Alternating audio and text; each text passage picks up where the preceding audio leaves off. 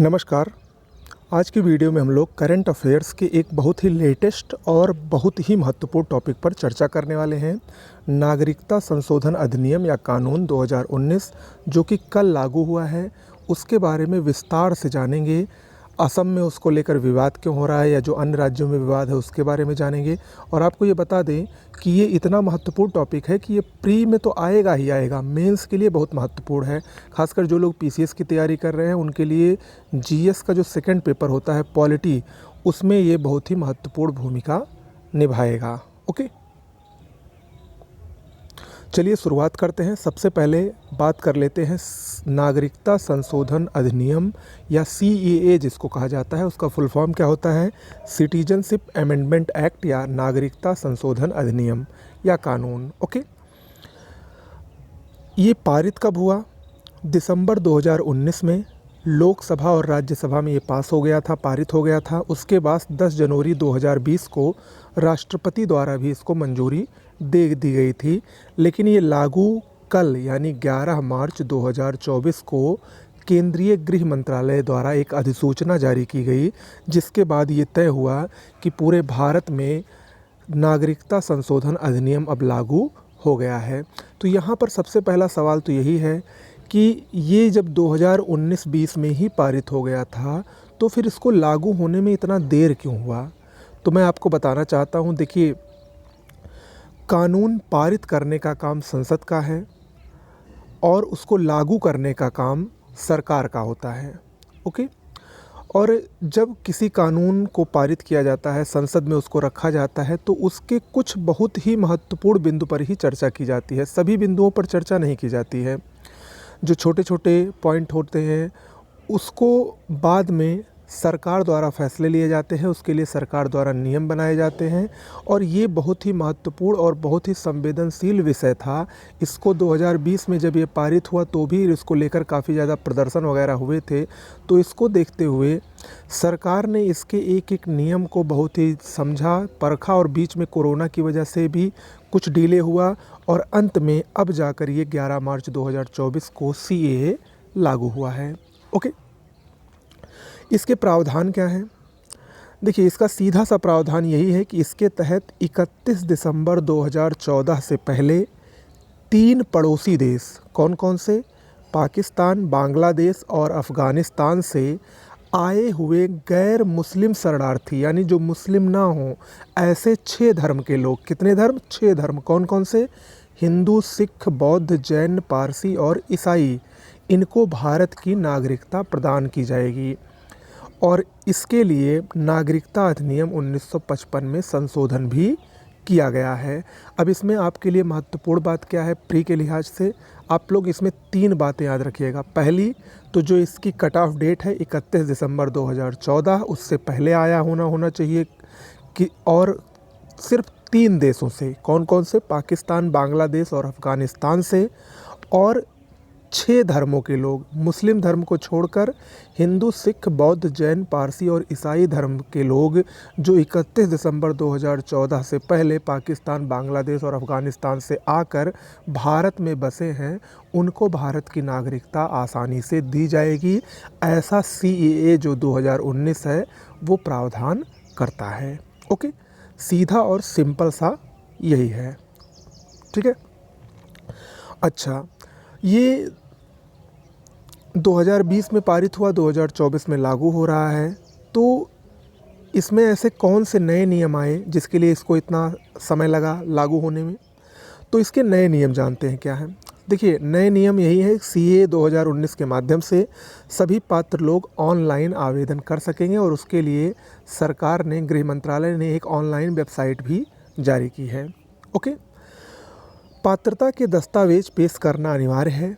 सभी नागरिकों को जो अपना यहाँ पर नागरिकता भारत की चाहते हैं उनको पात्रता के दस्तावेज पेश करना अनिवार्य है। और वे दस्तावेज कौन कौन से हैं? 3 प्रकार के दस्तावेज सरकार द्वारा मांगे गए हैं। पहला है संबंधी देश के दस्तावेज, यानी वो जिस देश से आ रहे हैं उसके दस्तावेजों में वो जन्म प्रमाण पत्र दे सकते हैं, किराएदारी का रिकॉर्ड दे सकते हैं, लाइसेंस वगैरह दे सकते हैं। ये उस देश के होने चाहिए जिस देश से वो आए हैं। ओके, इसके अलावा पात्रता प्रमाण पत्र भी होना चाहिए और उसमें जो उपरोक्त 6 समुदाय मैंने बताया, मुस्लिम धर्म को छोड़कर जो 6 धर्म हैं, उनसे संबंधित पात्रता प्रमाण पत्र भी होना चाहिए कि वो वेरीफाई करे कि ये इस धर्म के हैं। ओके। इसके बाद भारतीय दस्तावेज भी मांगे गए हैं, जैसे पासपोर्ट, वीज़ा। अगर आप 2011 की जनगणना में शामिल हुए हो तो जनगणना के समय आपको जो पर्ची मिली है वो जनगणना पर्ची भी दिखा के आप आसानी से नागरिकता प्राप्त कर सकते हैं। या आपने बीमा कराया हो 2014 से पहले, कोई बीमा हो, कोई पॉलिसी हो, उसकी प्रतिलिपि आप लगा सकते हैं। तो ये सब भारतीय दस्तावेज, संबंधी देश के दस्तावेज और पात्रता प्रमाण पत्र, इन सब डॉक्यूमेंट्स को आपको पेश करना अनिवार्य होगा।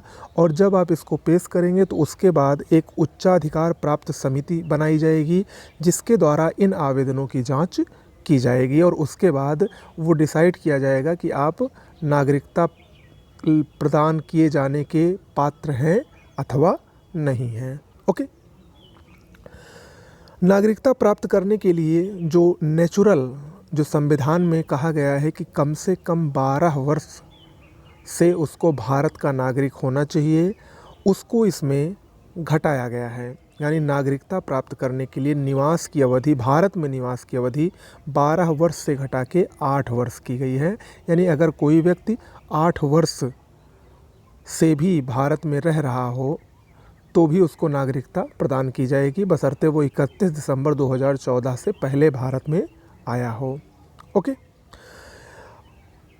सीए की वजह से जो ये नई नीति लाई गई है, इसकी वजह से लगभग 30,000 से अधिक प्रवासियों को इसका लाभ मिलने की संभावना है, ऐसा सरकार द्वारा कहा गया है। ओके। अच्छा, ये तो हो गए इसके नए नियम क्या हैं। अब सवाल ये है कि केवल कुछ धर्म और देश ही क्यों? ठीक है, इसमें केवल कुछ ही धर्म और देश क्यों? देखिए, ये जो तीनों देश हैं वो मुस्लिम बहुल देश हैं और यहाँ पर अल्पसंख्यकों के साथ, यानी जो मुस्लिम को छोड़कर जो अन्य धर्म के लोग हैं वो बहुत ही सीमित मात्रा में हैं और उनके साथ काफ़ी मात्रा में उत्पीड़न हुआ है। ओके।